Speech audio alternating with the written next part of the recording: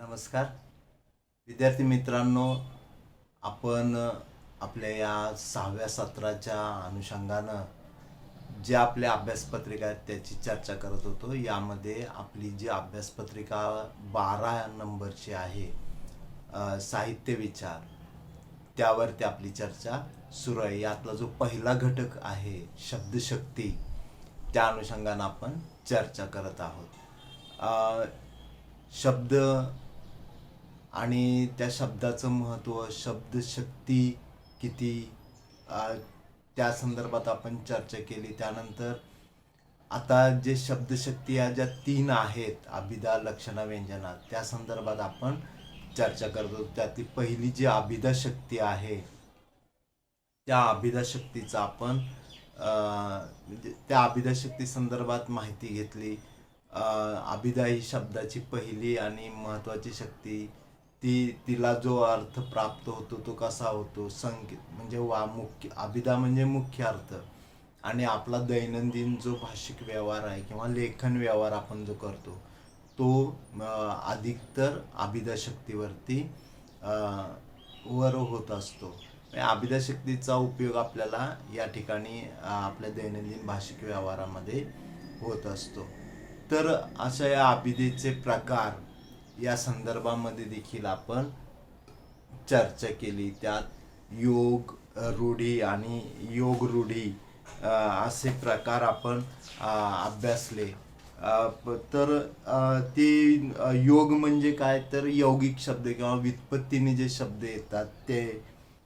रूढी म्हणजे रूढीनं काही अर्थ शब्दांचे निश्चित केलेले आहेत, त्याचा विचार. आणि नंतर योग रूढ म्हणजे इथे शब्दांचा अर्थ व्युत्पत्तीने न होता रूढीने निश्चित केलेला असतो, म्हणून त्याला योग रूढ असा हा तिसरा प्रकार जो आहे योग रूढीचा, तो आपल्याला आपण अभ्यासला.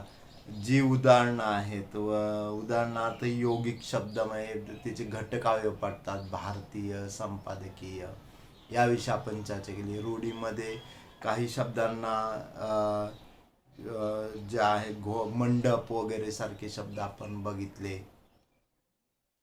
की अमुक एक अर्थ जो आहे संकेतार्थ, तो रूढीनं मान्य केलेला आहे, समाजाची त्याला मान्यता असते आणि तो संकेत रूढ होतो, तोच त्या शब्दाचा अर्थ बनून जातो. त्या आणि योगरूढमध्ये तो शब्द यौगिक असतो पण रूढीनं त्याचा अर्थ निश्चित केलेला असतो. उदाहरणार्थ आपण पंकज, खग यासारखे शब्द बघितले. तर ह्या ज्या शक्ती आहेत म्हणजे शब्दांच्या, त्या शब्दांना विशिष्ट अर्थ प्राप्त करणे. तर ह्याच्यातली जी पुढची शब्दशक्ती आहे त्याचा आपण विचार करणार आहोत. तर ती मित्रांनो, पुढची जी शब्दशक्ती आहे ती लक्षणा. तर या लक्षणेच्या वरती आपल्याला चर्चा करायची आहे. शब्दाची ही अत्यंत महत्त्वाची आणि दुसरी शक्ती म्हटली जाते. म्हणजे पहिली शक्ती अभिधा झाली, दुसरी शक्ती शब्दाची लक्षणा, आणि अत्यंत महत्त्वाची. कारण साहित्याचा जो बराचसा प्रांत आहे तो लक्षणा शक्ती आणि तिचा जो अर्थ निघतो तो लक्षार्थ यावर अवलंबून असतो. त्यामुळं साहित्याच्या प्रांतात लक्षणा शक्तीचा आणि तिच्या लक्षार्थाचा व्यापक प्रमाणात वापर आपल्याला पाहायला मिळतो. प्रत्यक्ष भाषिक व्यवहारामध्ये आपल्याला असं जाणवतं की एखादं वाक्य उच्चारलं तर त्याचा बोध होण्यासाठी केवळ मुख्यार्थाचा उपयोग होत नाही. म्हणजे अभिधेनं जो पहिला अर्थ कळतो तो आपल्याला उपयोगाचा ठरत नाही, तर मुख्यार्थाला बाजूला सारून त्यापेक्षा वेगळा असा दुसरा अर्थ आपल्याला त्या शब्दाचा स्वीकारावा लागतो. आणि हा जो दुसरा अर्थ आपण स्वीकारतो त्यालाच लक्षार्थ असं म्हटलं जातं. साहित्यामध्ये किंवा काव्यामध्ये शब्दाच्या वाच्यार्थापेक्षा लक्षार्थाला अधिक महत्त्व असतं, हे लक्षात घ्या. म्हणजे आपण ज्यावेळेला साहित्याच्या अनुषंगानं शब्दशक्तीचा विचार करायला लागतो त्यावेळेला लक्षणाला अधिक महत्त्व येताना दिसतं. वाच्यार्थापेक्षा वेगळा असा जो अर्थ आपल्या लक्षात येतो म्हणजे जो अभिधेनं दिलेला अर्थ आहे तो वाच्यार्थ, त्यापेक्षा दुसरा एक अर्थ आपल्या लक्षात येतो, त्या शब्द व्यापाराला लक्षणा असं म्हणतात. म्हणजे लक्षणीची व्याख्या काय झाली तर वाच्यार्थापेक्षा वेगळा अर्थ दिला जातो, तो जो दुसरा अर्थ आहे ते का असतो ती लक्षणा म्हणायची. आणि या लक्षणा शक्तीस कोणी उपचार म्हटलेला आहे, कोणी भक्ती म्हटलेला आहे. आणि याचा जो अर्थ असतो तो लक्षार्थ आहे. म्हणजे आपण एक साधी गोष्ट इथं लक्षात घ्या की काही वेळा आपण जो शब्द बोलतो किंवा वाक्य वाचत असतो त्याचा सरळ अर्थ घेऊन अर्थबोध होत नाही, तर त्याऐवजी दुसराच अर्थ आपल्याला घ्यायला लागतो, तो म्हणजे लक्षार्थ. आणि आपण जे कधी कधी विनोद वगैरे सारखे बोलताना प्रकार घडतात, तर याचं मूळ कारणच आहे की आपल्या मनात जो शब्दाचा अर्थ पहिला येतो त्याहून त्या शब्दाचा दुसरा एक अर्थ येऊन जातो. तर आपल्या मराठीतल्या म्हणी, वाक्प्रचार यांचा जर विचार केला तर आपल्याला तिथे लक्षणा ही दिसते. तर ह्या लक्षणेचा आपल्याला विचार करा. या शक्तीला आपण उपचार किंवा भक्ती असंही म्हणतात. उदाहरणार्थ एखादा विद्यार्थी जर बुद्धिमान असेल तर त्याला आपण त्याची बुद्धीची स्तुती करताना तो साक्षात बृहस्पती आहे असं म्हणतो. किंवा एखादा मुलगा जरा मंद बुद्धी असेल तर त्याला नंदी बैल वगैरे असे शब्दप्रयोग बोलता बोलता लोक वापरतात. तर ते प्रत्यक्ष तो मुख्यार्थ अभिप्रेत नसतो, तर मुकाट्यानं काही मान हलवून कामं करणारी लोक असतात, तर त्या अर्थानं तो शब्द नंदी बैल आलेला किंवा बृहस्पती म्हणजे हुशारीचं प्रतीक, तर ते विद्वत्तेचं प्रतीक म्हणून त्या हुशार मुलाला आपण बृहस्पती शब्द म्हणून. किंवा कधी कधी आपण म्हणतो एखादा माणूस व्यवसाय धंद्यामध्ये त्याला काही म्हणजे कमी पडायला लागलं तर तो म्हणतो मी पार बुडालो. तर इथं पार बुडालो म्हणजे तो काय असा तळागाळाला लगेच पाण्यात गेला असा वगैरे त्याचा अर्थ निघत नाही, तर त्याचं नुकसान झालं, आपलं नुकसान झालं असा तिथे अर्थ आपल्याला अभिप्रेत असतो. म्हणजे दुसरा जो अर्थ आहे तो आपण घेतो आणि त्या शब्दाचा किंवा त्या वाक्याचा अर्थ आपण समजून घेतो. किंवा मी खांडेकर वाचले. आता खांडेकर वाचले म्हणजे खांडेकरांचं जीवनचरित्र वगैरे असं काही वाचलं नाही, तर खांडेकरांची जी साहित्य संपदा आहे, कादंबऱ्या असतील, कथा असतील, तर ते वाचलं असा त्याचा दुसरा अर्थ आपण घेतो. तर सांगायचं काय तर लक्षणाचं स्वरूप जर सांगायचं असेल तरी तर थोडक्यात असं म्हणता येईल की शब्दांना संकेतार्थाच्या मर्यादा ओलांडून पलीकडे जाण्याची, दुसरा अर्थ व्यक्त करण्याची जी शक्ती प्राप्त होते.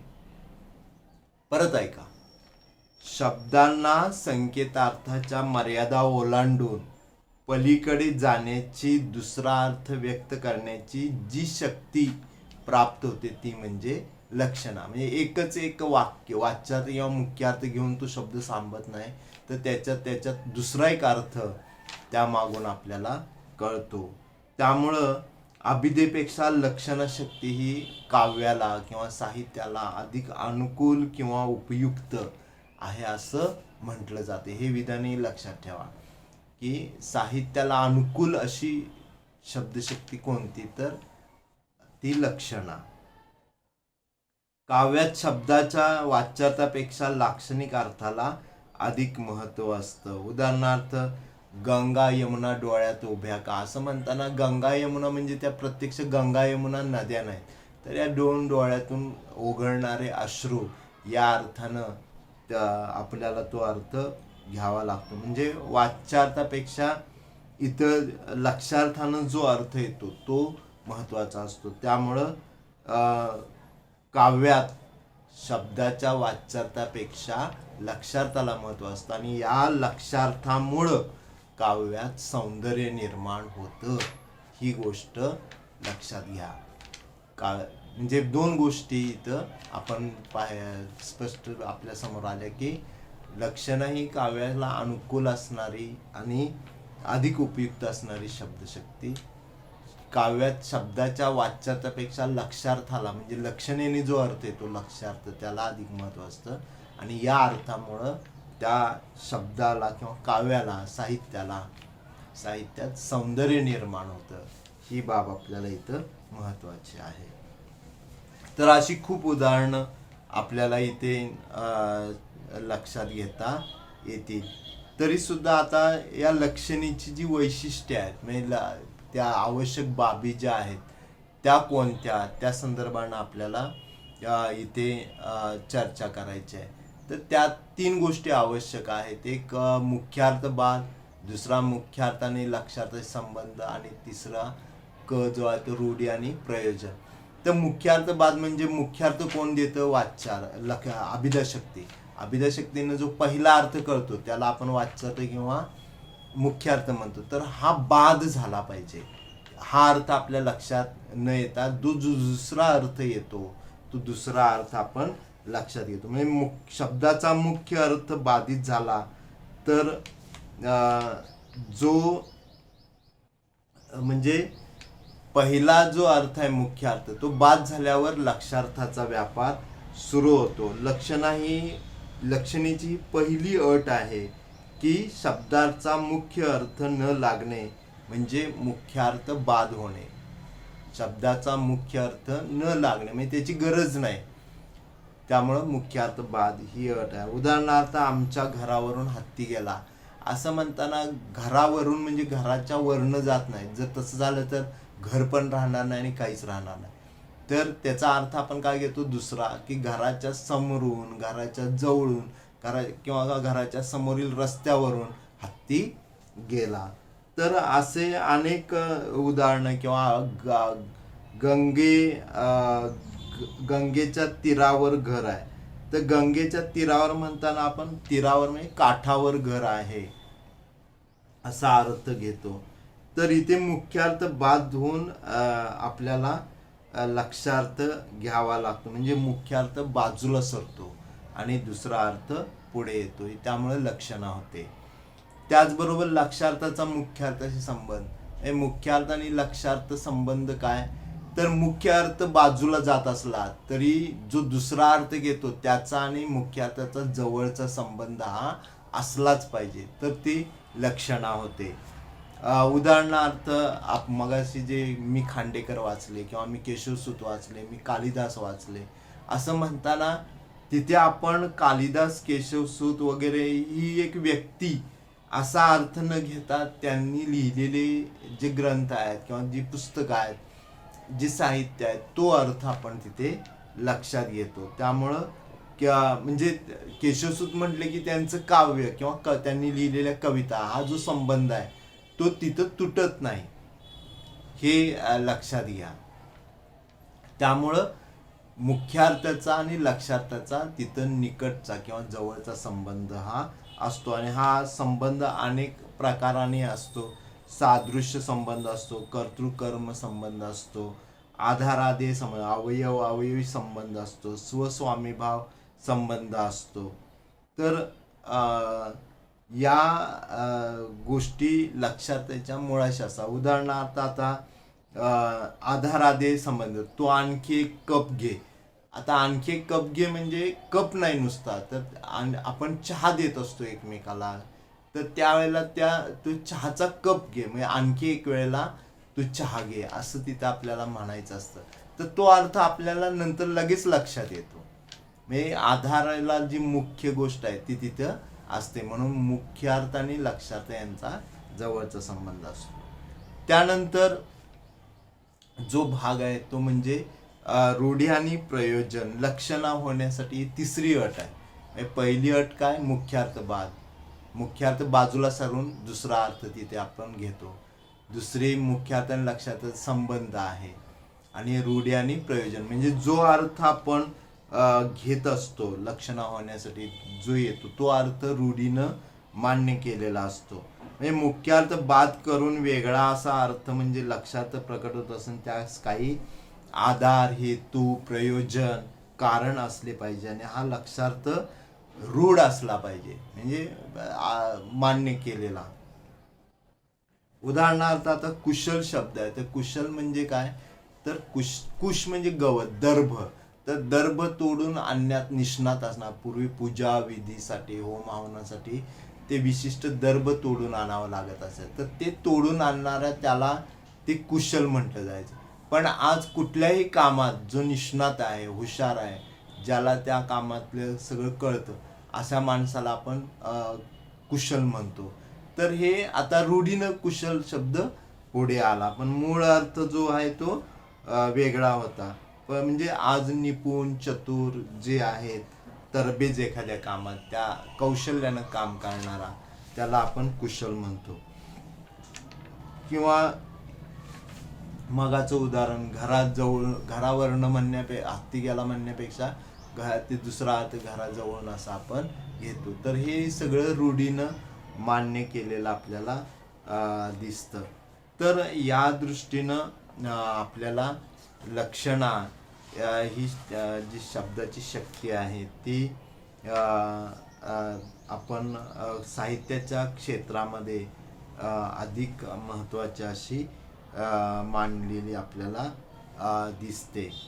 तर लक्षणेचा विचार करताना जो दुसरा अर्थ असतो तो काय करतो, सौंदर्य निर्माण करतो.